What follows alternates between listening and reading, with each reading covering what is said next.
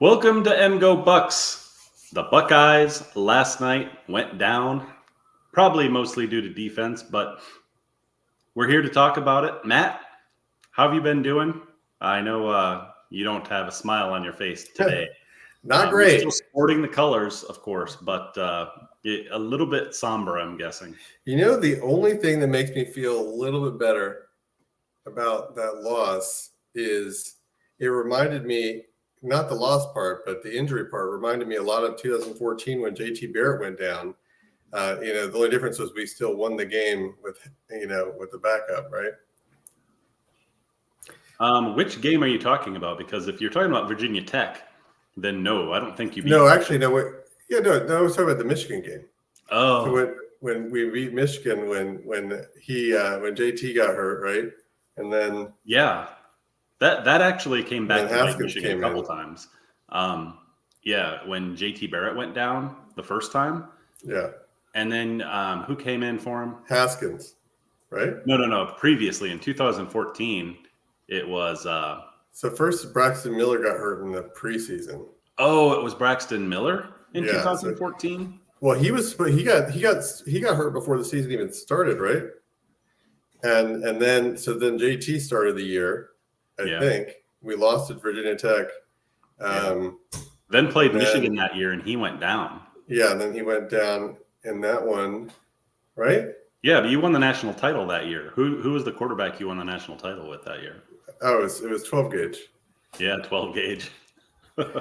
Yeah, it didn't work out for him. And then JT Barrett went down again a year or two later. And you're right that it was Haskins that came in, and Michigan lost both those games. And both times I thought for sure that I was actually going to that Michigan was going to win both those games. You know, it's funny. Usually losing the quarterback is the bigger issue. And like maybe on our team right now, maybe losing quarterback would be the biggest issue, even though we have, Julian Sayin, and there's a lot of really good freshman quarterbacks this year that are playing well. And Sayin has been, he hasn't played much, but he's been in the system all year, and he's had some reps here and there, and then, he's gotten in the weight room, he's practiced a little bit. I don't see that there would be any reason why he couldn't do what Lagway is doing at Florida. Florida is a bad team, but Lagway is still doing pretty good. And he took Tennessee to. He took Tennessee to overtime, and they lost. But and then Dylan Brillo is doing well in Nebraska. I put 5% of this loss on Will Howard. I mean, Will Howard had a really good game. He had 80-something percent completion percentage. It was high. He ran the ball well. He did really well. Honestly, I would put more blame on. We're talking about the last sequence. I would put more of that blame on. It seemed like no one on the Ohio State staff knew the rule on the offensive pass interference. So we had first and 10 on the 28-yard line. Okay. And there was, 30 seconds left.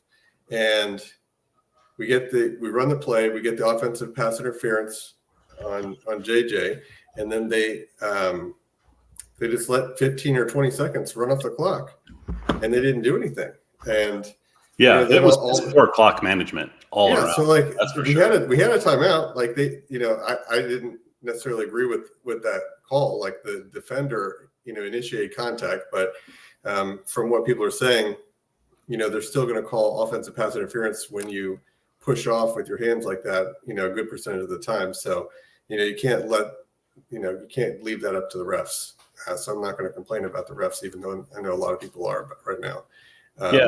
Andrew asking, do you believe the travel from the West Coast to the East Coast? Well, a lot of those are because we're seeing UCLA has lost a lot of those games. So 3 of those losses were UCLA, and they're just not a good team. So those are going to be losses anyway.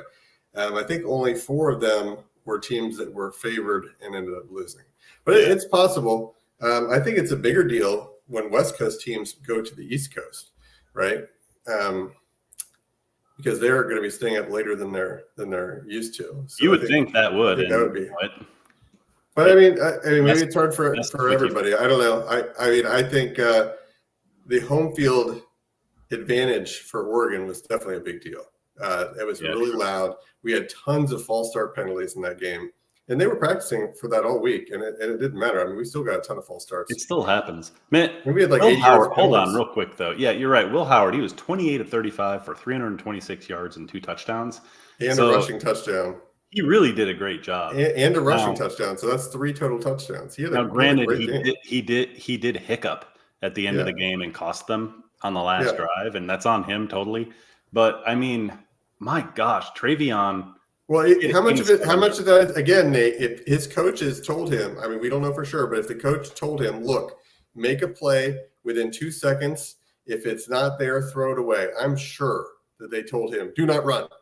And if they didn't, that's on the coaches. So again, we don't know whose fault that was. Like if the coaches didn't tell him, look at your first read, if they're not open, throw it away. We are not running the ball with there's 6 seconds left. Like the odds of you being able to run the ball, slide, and then have the refs call you can signal for a timeout all you want, because I've seen pictures that show 1 second on the clock as his knee was down. And I'd love to know that, because they had to get closer. I mean, they absolutely had to get closer, right, for the field goal. So something not initially. When they had first and 10, 30 seconds left, they could have ran it 3 times and then kicked a field goal. But then, but on that last play, they totally had to. They only had like 6 seconds. Yeah, I mean, he should have threw it. I mean, if you want to talk about the rest of the game, though, I mean, if you look at it, it's the running game. Like that didn't really show up very well for Ohio State. Granted, Travion had that long run. Yeah, he had 10 attempts for 87 yards, but all of that 87 yards, 53 of it was on that long run, which is awesome. Yeah, right? so looking at PFF, our offensive line didn't do a good job blocking. Quinshon had a terrible day. I mean, he did have a touchdown, but he had 11 attempts for 23 yards. Yeah, they must, maybe they stacked the box against him. We'd have to look. But the other thing is, so like our starting left tackle, who was playing like a first rounder this year, he went down after 20 snaps. So he did not get a lot of play, right? So losing him is the worst thing that came out of that game. Our tight end also, our blocking tight end, he has apparently a broken collarbone or something I just heard. So he's out for the year also. So we lost two starters are out for the year. And the backup left tackle had a lower grade than Denzel Burke. And I don't know how that's possible, because Denzel I don't remember Burke, him being terrible, but maybe. No, I don't either. That's what everyone was saying. Everyone was saying that they thought that the backup left tackle seemed okay. And again, PFF, you got to take it, I guess, with a grain of salt to some degree, but still, he had the lowest rating on the team, which is pretty crazy. And, it's hard being thrown in there. I mean, the guy is, we've had other backups on offensive line that have had some playing this year, but he wasn't really one of them. He has not played much at all this year. Yeah. Well, I mean, the run game, when we lost our right tackle, our right guard also, so Shabola went down, and our left tackle. So we had 2 offensive linemen and our blocking tight end. All 3 went down in this game. So, that's why our running game, they probably knew that, we're not having much success running the ball. And the other thing is, without looking at the film, you'd have to see, if I'm guessing what Oregon did was they know that Will Howard. So, Will Howard's a good quarterback, but he doesn't have a deep ball. They know that we don't have a deep ball. So they're not playing. They're not, they can still put everyone 15 to 20 yards up. They don't have to leave a deep safe, multiple deep safeties like we should have been doing against their 4-3 receivers, because they can actually throw deep balls. He was throwing enough that they needed to. Not deep though. Pass. Not deep. Your defense doesn't have. You don't have to worry about deep passes. That doesn't stop your running game, though. I mean, I think Ohio State got caught up because they performed really well in the pass game. And so it sounds like they just really got away from the run big time. Looks like they tried it with Travion for a while. Quinshon, it didn't really work, but that's playing kind of into the hands of Oregon and their style of offense.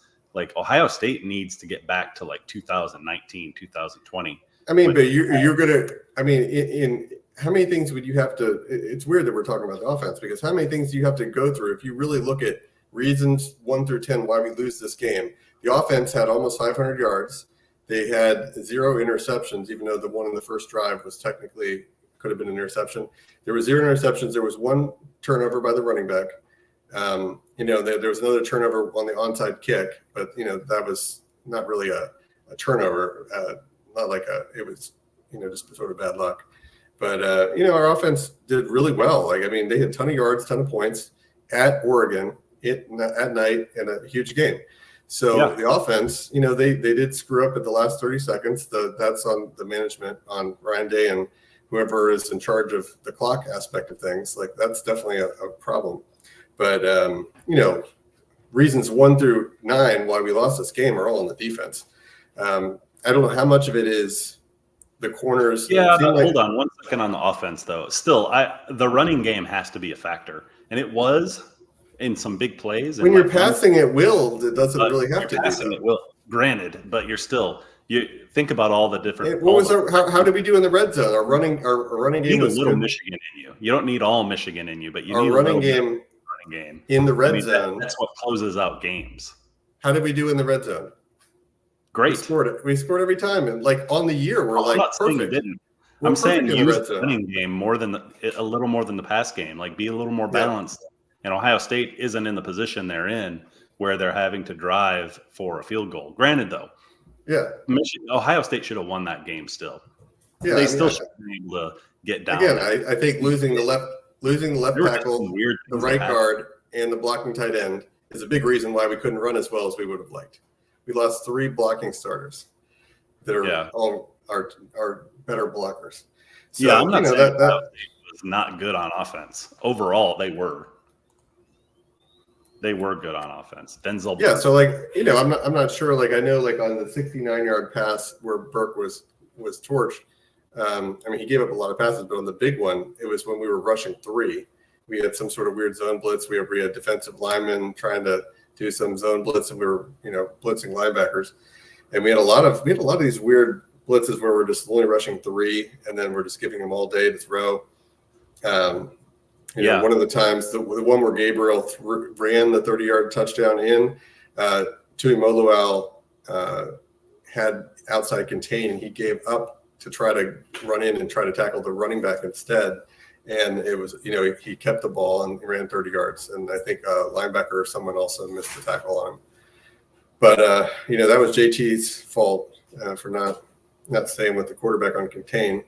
I don't remember any pressure really from our defensive line. We didn't get any sacks, not much pressure. It seems like, he just had a long time to throw there. So even if you do have good corners, Denzel has been really good up until this game. First round corner. Yeah. Even good corners are still going to be a liability if you can't get any pass rush. So, part of it's the pass rush, which hasn't been showing up in big games against Michigan 3 years in a row, against Oregon, against Georgia. Those 5 games, we've had 4 sacks total. So in the 5 biggest games since 2021, and I think maybe even including the Oregon game that year too. So the Oregon and Michigan in 2021, Michigan in 2022, and Georgia in 2022, and then this game in 2023, we're just not getting any pass rush. So against the big opponents, we're not. That's the problem. Is they're good defensive ends, but they're not great. And against the good teams, they're not good enough. And then I was also wondering, if you were the defensive coordinator and you had a corner that was getting burnt like Burke was, wouldn't you be giving him safety help? Yeah, you'd think. It was real curious. Maybe they just put him out there because they thought it was a fluke. He gave up 188 yards and 2 touchdowns. They were 8 of 8 targeting him for 188 yards and 2 touchdowns. I can't remember ever. I've been watching Ohio State since '95. I've never seen a corner at Ohio State abused like this ever. Yeah, it was crazy. There's been a couple, but nothing like this. Part of it is Tuimoloau and Jack Sawyer are both more like strong side defensive ends. That's just how they're built, and they're very blockable, it seems, and they just don't seem to get it. There's no sacks, right? Looking down the list here, I don't see any sacks. And I think Oregon only had 1 sack, and I think that might have been the one where Howard slipped. I do remember Dylan Gabriel just being able to sit in the pocket and look around and throw passes. Quite a lot, way too much for that. But yeah, I mean, this is pretty much on the defense. This looked like it was between two Pac-12 offenses, two Pac-12. You know, the weird thing is though, like we did stop them a lot, like in the red zone though. We stopped them on the 2-point conversion, and we stopped them in the red zone. So I was surprised. So defense did come up with when we didn't have to worry about the deep throw. Our defense was pretty good. It was just when we had to worry about the deep throw, they hit the deep throw over and over, and the tight end too. I mean, do you see the one where Burke was trying to tackle the tight end? I mean, granted he's bigger, but you don't tackle a tight end up high. You got to go for their legs. And then one of the receivers burnt him on a 40-yard pass, and he carried him 15 yards. 15 yards he carried him. And this is not a tight end. This is just a receiver. I've never seen anything like it. Like, it's just crazy. Yeah. Well, so where did the Buckeyes go from here at this point? I mean, so I shared a projection with you. Did you see that? Games. Did you see the playoff projection I just shared with you earlier? No. Okay. So in it had Ohio State as the 5 seed and Oregon as the 1 seed.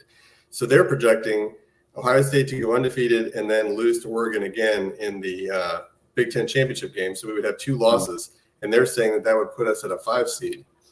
And then the 5 seed is probably the best spot in my opinion. It's the best spot to have because what we would do is we would play in round 1. It would be like Army or BYU or someone that's terrible, and then after that, you win that you play the Big 12 champion.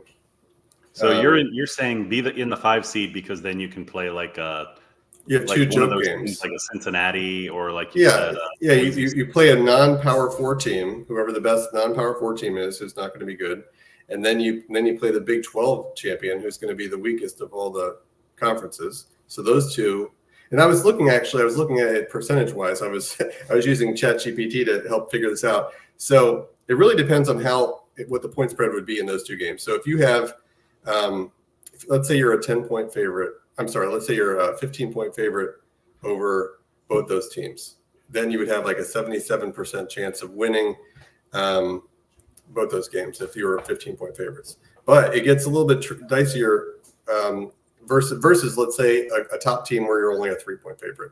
Because if you're a 3-point favorite, you have a 56% chance of winning. So to get it to the equivalent of having a bye in round 1 and then playing a team like Georgia, Alabama, where you're a 3-point favorite and a 56% chance to win, the equivalent to that would be, having 2 games against a team you're like favored by only like 9 points or something like that. So 2 9-point favorites would be about the same as 1 game against a 3-point favorite, even though I would still take that over. I just think it's easier to win 2 games over good teams versus one game over like in Alabama or Georgia. I just think that's going to be harder. Yeah, I totally agree. So what do you think is going to happen in the next 3 games? Buckeyes not losing to anyone. We have a bye week, so we have 2 full weeks to figure out who our new left tackle is. So we're going to have auditions. Everyone on the roster, like maybe our left guard, Jonathan Jackson. We're going to maybe put him. Yeah, I was saying this before the season. I was like, we have depth everywhere. We can lose Will Howard. We can lose Ibuka or JJ, even though that would be devastating too, because we have depth everywhere. Maybe we couldn't lose JJ because he's just so good. But no, you can't lose JJ. You can't. But at least we have depth. Tate is pretty invisible, dude. Well, I don't watch him. I haven't watched a lot of the games against terrible opponents for Buckeyes. He was good. Tate looked like he was pretty invisible. Well, so it's because he was injured last week, and he obviously wasn't 100% yet. When he was healthy before last week, he was actually really good. Like as a number 3 receiver, he was getting a lot of big plays, 3rd down conversions. So he was being used a lot, and he looked really good. So last week he missed because he was injured, and then he came back this week, and I think he only had 1 catch. So like I don't know. To me, if you're throwing 300 yards and Tate is actually healthy, he's gonna be getting more than one pass. So to me, there's just no way he's healthy. I'm just assuming because he's been really good. But anyway, my point is, Nebraska, though, right? What? The next game is Nebraska, though, right? Yeah. So we have 2 tough ones now, Nebraska and then we have Buckeyes are going to win that. Penn State. Yeah, Nebraska and Penn. We're actually 23-point favorites over Nebraska. I couldn't believe it. Or Yeah, maybe even 25. It's a really high spread. So I was like, wow. I'm like I mean, their defense is decent. They have a pretty good offense. I mean, I don't think we'll lose to them, but that's a lot of points. And then the other thing was I was just going to say, like, before the season started, like, the one area where we don't have depth is tackle, especially left tackle. I mean, Zen Mikulski or whatever is going to be our backup left tackle unless we take like a proven starter at guard and move him out. You know, so it's just going to be a huge drop off right there. No matter, it's just whether or not it's going to be good enough to get by because there's so much talent everywhere else. I mean, if you lose hardly anyone can lose their starting quarterback and be okay. So I don't think the Buckeyes are in any different situation than any other team would be generally if they lost their quarterback. But yeah, losing the left tackle, that's rough. I mean, but Sayan was the number one quarterback recruit. So, I mean, you look at, there's already multiple freshman quarterbacks. Yeah, but there's multiple freshman quarterbacks that are playing really well this year. How much has Julian Sayan played this year? Not much. Then that's probably why. That's because he's it's because Ryan Day never plays his backup quarterbacks. He doesn't give him enough work. It's just frustrating. He always does that. He gives Devin Brown. He's still giving Devin Brown number 2 reps. Jeremiah Smith is playing. He's not having any trouble playing. Jeremiah, he's awesome. Yeah. I feel like if you had a Justin Fields in there at quarterback, then he'd probably be really hard to start as a freshman. I mean, you go into Nebraska and Florida because they don't have anyone in the room that can compete, so those guys are starting right away. But they're doing well. The scary thing is, and in the same thing with Jaden Davis at Michigan, they're just not ready to play. Him, Julian Sayan, they're freshmen. They're probably just not ready, even to come in and do some mop-up duty. It is like a big deal. So do you think Penn State's legitimate? What's that? Do you think Penn State is legitimate? Legitimate? I mean, they beat USC in overtime. They beat USC. So that doesn't necessarily make me think they're legitimate, that they're going to like come in and beat Ohio State. They're just kind of there undefeated, and there's no other place to put Penn State right now. But, I mean, they're going to be a good team, and they could knock Ohio State off. I mean, if Ohio State has a bad game somehow, they've got to play at Penn State, probably a whiteout game. Yeah, I mean, they could totally lose. I don't think it's a night game, though. I may be wrong. It may not be a night game, but, I mean, totally. I mean, James Franklin is going to James Franklin. So until I see James Franklin actually beat a top team like Ohio State. Oh, you know what? This would actually count as a top 5 win for Ryan Day if he beats him this time. Because Jason was making our, occasional friend who joins us sometimes was saying how he's like 1-6 or 1-7 or whatever against top 5 opponents. That would be pretty funny if he gets another win for beating Penn State for being top 5. But knowing Penn State, they'll probably lose this week, whoever they're playing, just so they're not top 5 anymore. Yeah, that's true. Oh, there's a question from Andrew about Michigan. Yeah, we'll get into Michigan after we're done with Ohio State, but like, who do you feel most comfortable with, at Tuttle or Orji? Tuttle, 100%. Like, Orji is awful. Yeah, every single day I would take Tuttle. Yeah, and Tuttle actually was running pretty decently too. You know what's awful about saying that is I don't like Tuttle either. These are all backup quarterbacks, career backup quarterbacks that should never be starting on a team like Michigan. Oh yeah, ever, unless something terrible. I was going to make one comment about Michigan. Not be the plan at quarterback, that's for sure. So Michigan fans were blasting. Tuttle might totally destroy. Tuttle might actually completely whiff as well. I mean, we might. How flaky is it that Michigan is now starting their 3rd quarterback? And what is it? 5 games in? That is super. Never a good sign. So before this game, before last game, I think we beat Iowa like 35-7 or something, and Michigan fans kept saying that we haven't beaten anyone good. And then meanwhile, you guys lose to Washington, but then Washington gets destroyed by Iowa, like 40 to something, right? 40-10 or something like that. That's true. I mean, Everyone, I mean, Iowa, I don't know why Iowa's not ranked. Iowa has lost to the number 4 team, Ohio State, and they've lost to, now granted, that one wasn't close, but they also lost to the number, like, Iowa State, what are they, 12 or something? Hey, hold on real quick. Hold that thought for a second. Like when we were talking about sand before, did he throw a deep ball on 4th and 1 or something at some point? What Ryan said? Yeah. So it was in one of the games where he was a backup. We were destroying somebody, and at the very, like, there was 2 minutes left in the game, 4th and 1, and I think Ryan Day called a run play, and he just threw it deep. Oh. And I mean, he missed it. He was just going for the deep ball, and yeah. But I mean, it's fine. Like he only gets like 3 passes a game. And talking about Penn State. No, they don't. They do not. They've got like one guy was at the tight end. Their tight end had 220 yards, which is 17 catches. Yeah, I'm guessing USC had their Denzel Burke trying to cover him. Yeah. Yeah, that's so funny. Dude, how do you give up 17 catches to anybody? At a certain point, once you get 7, 8 catches, maybe put 2 or 3 guys on him, since no one else is even catching the ball. That is such a USC thing to do. Yeah.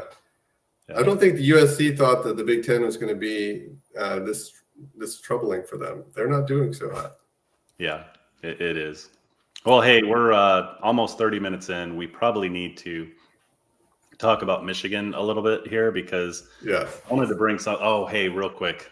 Yeah, Tuttle is better than Orgy. When Michigan went down 14 points, there was no. Yeah, I mean, we spotted Washington 14 points before they put Tuttle in, and then Tuttle brought them back 17-14. So he was clearly better. It's just definitely not optimal.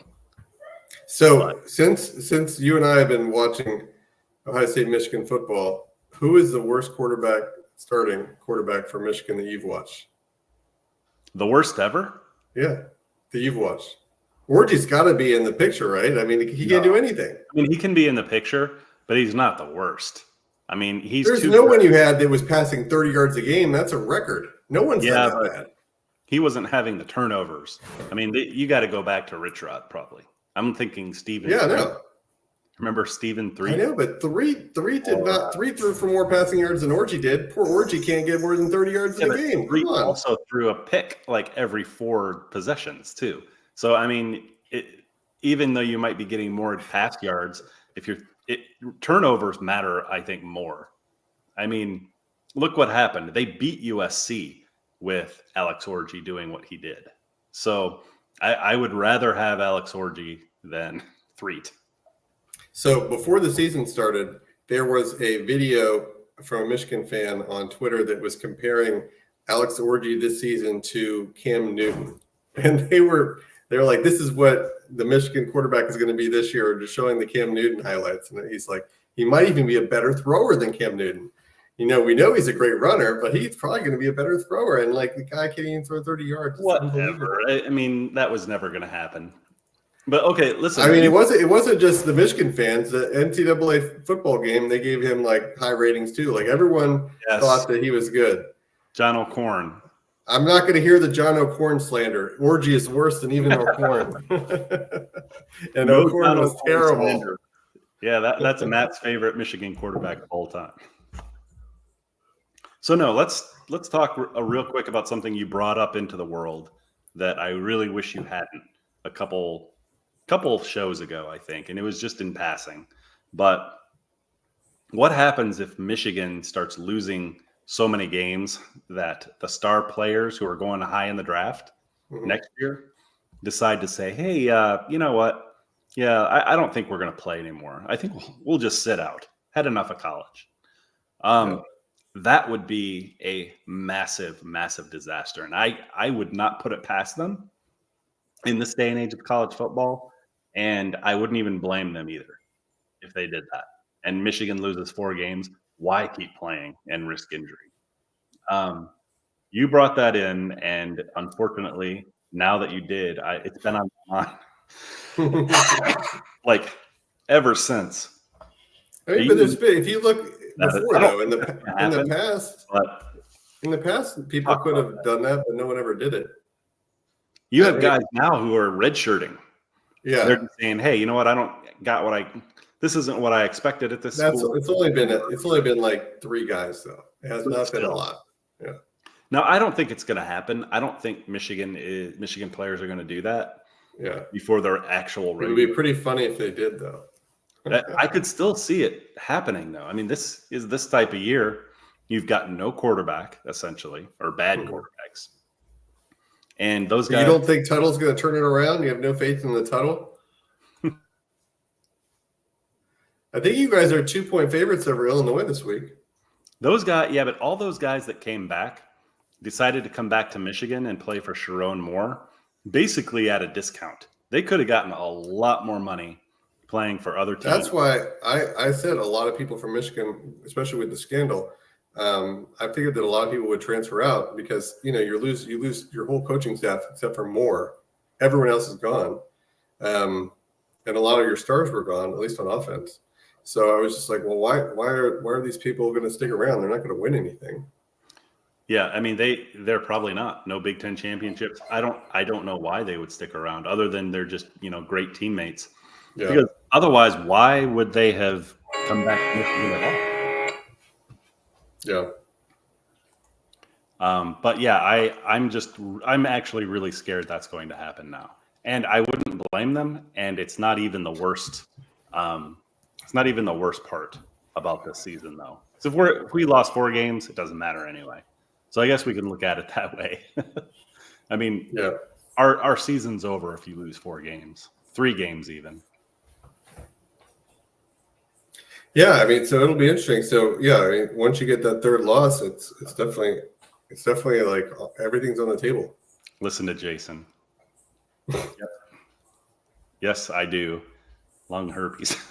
Don't make me laugh and start coughing again. But yeah, definitely. So what do you think? So what do you think Michigan's final? I mean, what do you think what their final win-loss is going to look like? So who else do you have to play? Like Illinois? Like I don't think Illinois is very good. They had like what, a 1-point win over Purdue or something? They did 50-49 or something terrible this week. We have to play. We have to play Oregon. We have to play Ohio State. I mean, their defense is so bad that they let Purdue score points. I mean, Michigan might actually have an offensive explosion this week.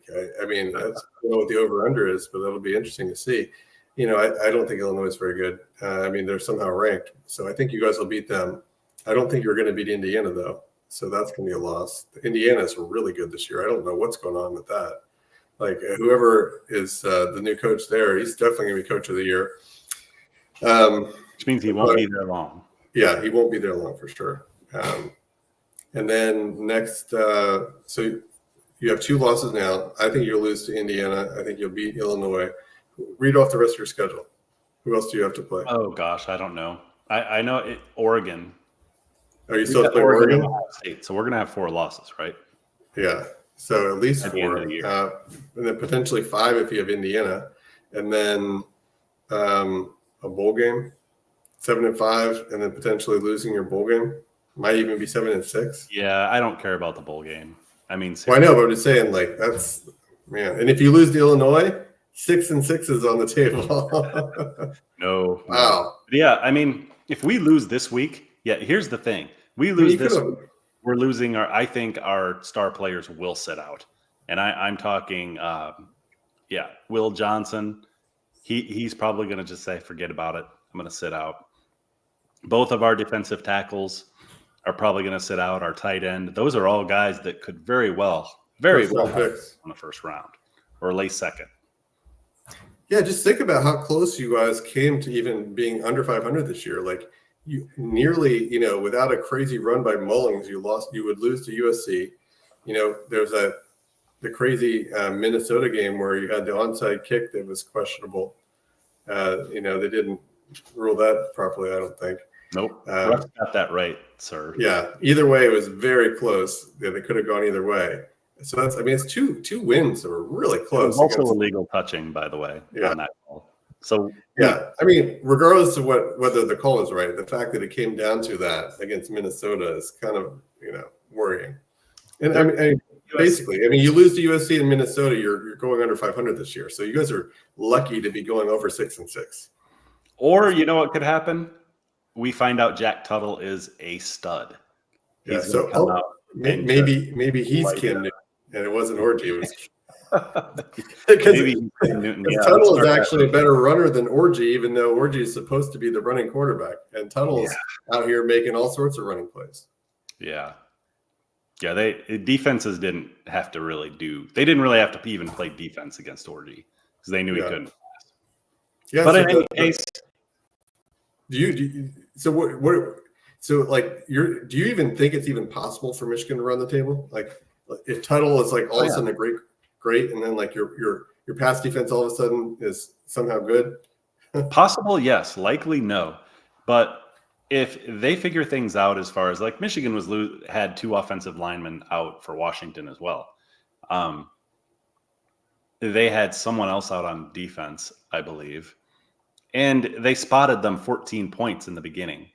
So the problem right now is Michigan's defense, because their passing game, their pass defense looks basically like what Ohio State did against Oregon yesterday. Yeah, I mean, it's just bad, and it's. I have no idea why. So this is probably on coaching. This is probably on Wink Martindale. He needs to figure something out, how to use those star players. I wonder how much of this do you think is just offenses are evolving a bit? So I mean, Vanderbilt was able to score 35 or something on Bama. Mississippi State, who lost to Indiana like 42-13. Mississippi State got 30 points on Georgia yesterday. And, Georgia, okay? I mean, Georgia's giving up 30 to Mississippi State, one of the worst teams in the country. We're complaining about giving up 32 to Oregon, one of the better offenses in the country. We're not giving up. Imagine how upset our fans would be if we were giving up 30 points to Mississippi State. I mean, it's just there's a lot of bad teams that are scoring on supposedly good defenses. Yeah, it's true. I can't speak to those guys. I know what's going on Michigan's defense. They're not even lining up right. Like Andrews just mentioned Rod Moore. He's out for the year. He's one of the big reasons why it doesn't even line up right. You've got new guys out there that are just like completely out of position because they don't line up correctly like at all. And it looks like they've just given up some huge play, but they might be athletic enough. They just don't have it up top right now yet. It's probably reps. It's probably a reps issue, unfortunately. Yeah, but, losing Sandra still is hurting. What's that? Losing Sandra still hurt. Sandra still, yeah. He was one of the guys that got everyone lined up. He got a pick against Lamar Jackson today, which I only know because I have Lamar on my team. Oh, yeah. He did. He's balling out. Didn't see that. That's awesome. Yeah, Rod Moore was injured. Otherwise, I think they would be a little more. They would be better on defense if they had Rod Moore. 100%. That's not a problem. Yeah, Will Johnson's been giving up some passes this year. Like, he was the best in the country last year, but he has not been elite this year. But definitely the rest of your secondary has really been having some problems. Yeah, very true. All right, let's wrap it up. Okay. Thanks, everyone. Greatly appreciate you all jumping on. Matt, I want to say go blue. I'm still going to say it, and you still have to say go Bucks, even though our teams suck. So you say it first. Go Bucks. Go blue. Talk to y'all later.